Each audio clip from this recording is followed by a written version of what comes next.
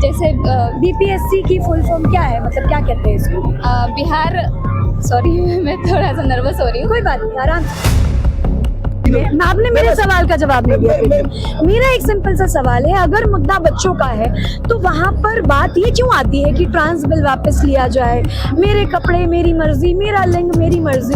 अगर बात नीट की है तो नीट का जिक्र क्यों नहीं? उसमें आपत्ति क्या है? जिनको ट्रांस बिल वापस लेना होगा, बिल वापस लेना। सीयूईटी क्या होता है पलक? सॉरी मैं फुल फॉर्म भूल गई हूँ थोड़ा। कोई बात नहीं, कोई बात मैंने नहीं। दिया था बट अच्छा, सीयूईटी आपने हाँ, दिया? हाँ, हाँ। ठीक है। दिल्ली पुलिस अरेस्ट करो, दिल्ली पुलिस गुंडों को अरेस्ट करो।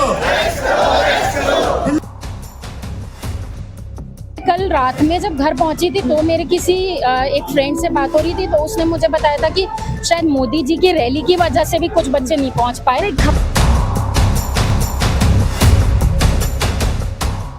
नमस्ते, मेरा नाम है अपूर्वा, मौजूदगी जंतर मंतर में है और कॉकरोच जनता पार्टी का आज चौथा दिन है प्रोटेस्ट का।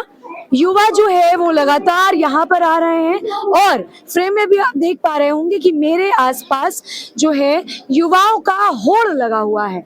आप जिस भी तरफ देखेंगे आपको हर जगह कोई ना कोई युवा कहीं ना कहीं नजर आ जाएगा, अपनी बात रखता हुआ कहीं स्टेज पर नजर आएगा कि वो किस तरीके से अपनी बात को कह रहे हैं, तो वहीं कुछ छोटे छोटे बच्चे जो हैं वो भी आपको नजर आएंगे। बहरहाल, आपका क्या नाम हुआ? सरिता।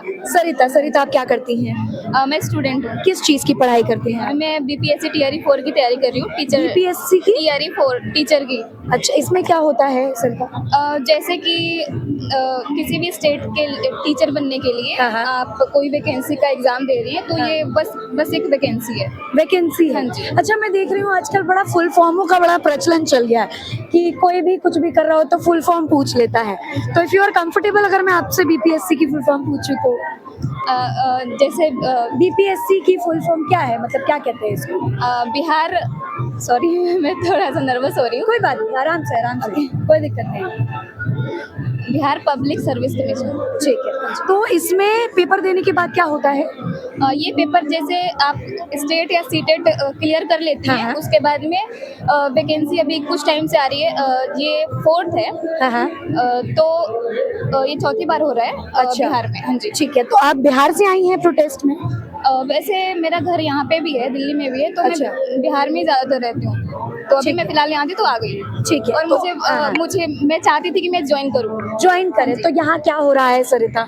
यहाँ पे प्रोटेस्ट हो रहा है, जैसे कि कोई भी पेपर लीक हो जाता है हाँ, हाँ। या फिर टाइम पे कोई पेपर होता नहीं है। तो मैं चाहती हूँ कि ये सारी जो प्रॉब्लम्स आ रही हाँ, है, हाँ। एजुकेशन सिस्टम में जो भी प्रॉब्लम्स आ रही हैं हाँ, हाँ। वो ठीक हो जाए। ठीक हाँ है जी। सरिता, नीट की बात होती है, नीट के बारे में आपको जानकारी है क्या, क्या होता है, क्यों देते हैं परीक्षा? हाँ जी। नीट जैसे जो मेडिकल के स्टूडेंट्स होते हैं हाँ, हाँ। उनके लिए मतलब काफ़ी टाइम से तैयारी करते हैं, कितने खर्चे होते हैं उनके, कितना मतलब स्ट्रगल होता है, उसके बाद में ये एक एग्ज़ाम क्लियर करके वो हाँ। सक्सेस होते हैं। तो क्या बनते हैं फिर नीट का पेपर देने के बाद? नीट के पेपर देने को डॉक्टर। ठीक है। अच्छा, ये बताइए नीट का एग्जाम कौन करा रहा है, किसके विरोध में प्रदर्शन है?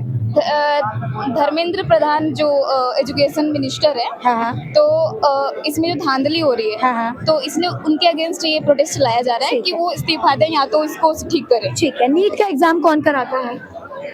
एनटीए। एनटीए कराती है। एनटीए क्या कर, आपका क्या नाम हुआ? पलक। पलक, आप बड़ी खूबसूरत हैं। पलक, ये बताइए, नीट का एग्जाम एनटीए कराती है। मैं जरा सा उधर आ जाती हूँ क्योंकि माइक मुझे स्विच करने में दिक्कत हो रही है। तो पलक, आप कहाँ से हैं? मैं भी बिहार से। बिहार से हैं? क्या बात है। तो आप यहीं रहते हैं, आप लोग दिल्ली में ही रहते हैं? हाँ, मैं शुरू से दिल्ली में रही हूँ। ठीक है, बहुत बढ़िया। आप क्या करती हैं पलक?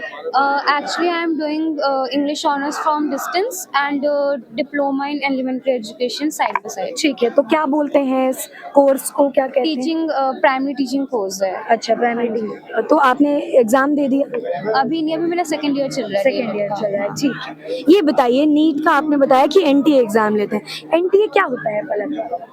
एनटीए का सॉरी मेरे को फुल फॉर्म नहीं पता, बट मेरे को इतना पता है कि ऑर्गेनाइजेशन है जो कि एग्जाम्स ऑर्गेनाइज कराते हैं, सीयूटी या जो भी नीट जेई ये सारे। सीयूईटी क्या होता है पलक? सॉरी मैं फुल फॉर्म भूल गई हूँ थोड़ा। कोई बात नहीं, कोई बात मैंने नहीं। दिया था बट अच्छा, सीयूईटी आपने हाँ, दिया हाँ, हाँ, जी। ठीक है। ये क्या है आपके हाथ में? ये वो है बैनर है जो उन्होंने बैनर दिया था। है ये? हाँ। क्या है इसमें पलक, क्या लिखा हुआ है इसमें? इसमें ये सारा बताया हुआ है कि सॉरी मैं नर्वस हो रही हूँ थोड़ा। कोई बात नहीं, कोई बात नहीं, कोई बात। का क्या नाम है? मेरा नाम खुशबू कुमारी है। Sorry? खुशबू कुमारी है। कुमारी। खुशबू, कितनी उम्र है आपकी? मैं 19 साल की हूँ और बीए फर्स्ट ईयर की छात्रा हूँ DU बीए में। फर्स्ट ईयर के साथ? हाँ। मतलब बीए फर्स्ट ईयर में है? हाँ। क्या करना चाहती हैं खुशबू आप? मैं यहाँ पे धर्मेंद्र प्रधान। यहाँ पे नहीं, वैसे भविष्य में क्या करना चाहती हैं? अच्छा, भविष्य में मैं प्रोफेसर बनना चाहती हूँ। प्रोफेसर बनना चाहती हैं? हाँ। ठीक। ये बताइए यहाँ पे आने का मुद्दा क्या है आप? मेरे आने का मुद्दा यही है कि शिक्षा व्यवस्था को ठीक करना है। ठीक करना है। हाँ। और यहाँ पे क्या अगर मुद्दा है यहाँ- खुशबू? और मेरे ये मुद्दे हैं कि धर्मेंद्र प्रधान का जो इस्तीफा है वो टाइम खत्म हो गया इस्तीफा देने का, अब बर्खास्त करने का टाइम आ गया। क्या करने का? बर्खास्त करने का टाइम। बर्खास्त करने का? हाँ। क्या बात है? ये बताइए यहाँ पे किस चीज की बात हो रही है? यहाँ पे धर्मेंद्र प्रधान को इस्तीफे देने की बात कर रही है क्योंकि उनकी वजह से नीट का एग्जाम हर साल लीक होता है। हर साल जैसे कि 2024 में भी लीक हुआ था तो भी मैं यहाँ पे प्रदर्शन अच्छा, आप तब भी आई थी? हाँ, उससे पहले भी हुआ था तब भी मैं यहाँ पे थी। यहाँ पे आप? हाँ। तो देखिए आजकल जो है बड़े लोग ना फुल फॉर्म वगैरह बड़ा पूछ लेते हैं, तो अगर मैं आपसे नीट का फुल फॉर्म पूछूं, आपको पता है? नहीं, मैं एलिजिबिलिटी एंट्रेंस टेस्ट। क्या बात है, बीच में बस एक कमी थी। बहुत बढ़िया। आप अपने आप को मानती हैं को? नहीं, मैं नहीं मानती हैं। क्यों? क्योंकि हम युवा हैं, हाँ। हम कॉकरोच नहीं है और हमारी जो शिक्षा देने से हम कॉकरोच नहीं बन जाते। माना कि सीजेपी ने कॉकरोच जनता पार्टी बनाई, हाँ, हाँ। लेकिन हम किसी के बोल देने से तो कॉकरोच बन नहीं जाएंगे। हाँ। अब दूसरों को बोलना है तो वो तो बोलेंगे। ठीक है। आपका? हाँ बिल्कुल। क्या नाम हुआ? मेरा नाम पृथ्वी है। पृथ्वी है। पृथ्वी जी कहाँ से आए हैं? मैं दिल्ली में ही, दिल्ली से हूँ। मैं पीएचडी कर रहा हूँ। अच्छा, बहुत एक बढ़िया। एक एक बहुत जरूरी चीज जो बहुत बार हमें समझनी होगी कि हाँ, इस बताइए। व्यवस्था ने हमें कॉकरोच कहा। ये जो विरोध है जिनके साथ जिनके संघर्ष के समर्थन में आए हैं, ये युवा जो है संघर्ष कर रहे हैं। जब देश के चीफ जस्टिस जो हैं वो भी इस तरह के कमेंट करते हैं जो कौन कौन?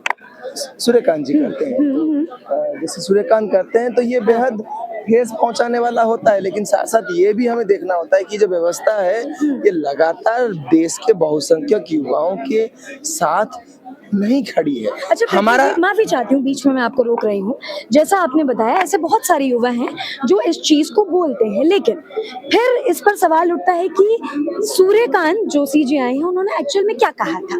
क्या आप वो पूरा स्टेटमेंट बता सकते हैं? देखिए, जब जैसे सूर्यकांत मामले की सुनवाई कर रहे हैं, हाँ। तो सूर्यकांत जी का अगर आप सीधे सीधे बयान पूछेंगे हाँ। तो कुछ लोग वो कह रहे हैं कि कुछ लोग आते हैं, लोगों के पास हमें पढ़ा ही हुआ है, मनमौजी तरीके से आप हाँ। ये कर ले रहे हैं कि जिसको मन समय मिल रहा है कोई PIL कर ले रहा है और इस तरीके से बिहेव कर रहे हैं मानो कॉकरोच जैसे। और ये एक लार्जर टेंडेंसी को दिखाता है। इस तरह के जो आर्ग्यूमेंट्स हैं वो स्टेट अपरेटस में इस तौर पे आते हैं। ये व्यवस्था, हम ये कह रहे हैं कि देश के सरकारों को और उसके साथ साथ न्यायपालिका को ये तो ध्यान रखना ही चाहिए कि देश के युवाओं की स्थिति क्या है। हमें कैसे देश में रहते हैं, जो मोदी जी कहते ही है ये देश तो युवाओं का देश है। बिल्कुल बिल्कुल। लेकिन इस देश की एक और सच्चाई है कि ये देश गरीबों का देश है। यानी युवाओं का जो बहुसंख्यक हिस्सा है वो गरीब है। और ये गरीब युवा ये पढ़ते कहाँ है? ये गरीब युवा पढ़ते हैं देश के सरकारी स्कूलों में। उनकी स्थिति के बारे में बात क्यों नहीं हो रही? हम तो ये कह रहे हैं कि चीफ जस्टिस कहे ना सरकार को कि सरकारी स्कूलों की स्थिति इतनी खराब क्यों है। और आज तक आजादी के 8 दशक बीतने को हैं, हमारे देश में राष्ट्रपति का बच्चा पढ़ेगा अच्छे स्कूल में, नेताओं के बच्चे पढ़ेंगे अच्छे स्कूलों में, अफसर का बच्चा पढ़ेगा अच्छे स्कूलों में। लेकिन जो गरीब का बच्चा है, जो दिहाड़ी करता है, जो किसानी करता है, जो मजदूरी ढोता है, उनके बच्चे पढ़ेंगे घटिया दर्दनाक सरकारी स्कूलों में। यानी ये साफ साफ एक भेदभाव को दिखाता है और ये भेदभाव ये साफ जाहिर तो ये पृथ्वी आप पर्टिकुलर एक पार्टी के लिए बोल रहे हैं या हर पार्टी के लिए बोल रहे हैं? हम कह रहे हैं कि ये 1947 से लेके आज तक तो शिक्षा बेहतर नहीं हुई है। तो हमारा जब भी जो भी सत्ता सरकारों में रही है, हाँ। हम उनके खिलाफ अपनी आवाजों को बुलंद करते रहे हैं। ठीक है, बहुत और बढ़िया। दूसरे हम क्या मांग है पृथ्वी आपकी? सबसे पहली मांग है कि धर्मेंद्र प्रधान को बर्खास्त किया जाए। अब हम ठीक है। इस्तीफे की मांग नहीं करते। बर्खास्त किया जाए। इस्तीफा तो उनसे मांगा जाता है जिनमें लाज शर्म और लिहाज होता है, लेकिन जो धर्मेंद्र प्रधान है उनमें वो चीज बची नहीं है। ठीक है। दूसरी चीज हम जो मांग कर रहे हैं कि एनटीए को भंग किया जाए, क्योंकि ये जो एनटीए है जिसके राज में तमाम घोटाले, तमाम दिक्कतें लगातार हो रही हैं। ठीक है। तीसरी चीज जो है जो हम कहना चाह रहे हैं, वो तीसरी चीज ये है कि जो सरकार है वो देश के सभी युवाओं को बराबर शिक्षा, हाँ। एक सम्मानजनक रोजगार का अवसर क्यों मुहैया नहीं करता। चौथी चीज, हाँ। क्यों एक भेदभाव मेरा है? फोन है। वो भेदभाव इसी तौर पे है हाँ। कि जिनके पास पैसा होगा हाँ। वही अच्छी शिक्षा खरीदेंगे, और जिनके पास पैसा नहीं होगा क्या वो देश के घटिया सरकारी स्कूलों, अस्पतालों में पढ़ेंगे। ठीक है, तो पृथ्वी ये हमारी आपने अपने 4 मुद्दे बताए। अब देखिए, मैंने आपकी पूरी बात ध्यान से सुनी। अब मैं आशा करती हूँ कि मेरे सवाल का आप जवाब देंगे। ठीक है, मैं आ रही हूँ आपके पास। पृथ्वी, ये जो यहाँ प्रोटेस्ट हो रहा है ये बच्चों के लिए हो रहा है।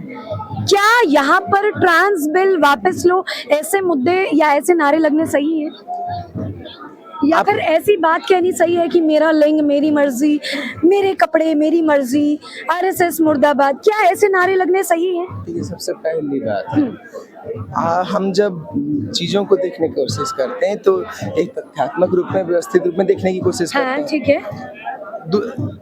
यहाँ पे जो युवा आए हैं, यहाँ युवा वैसे कहें तो धर्मेंद्र प्रधान के रेजिग्नेशन की मांग है। हाँ।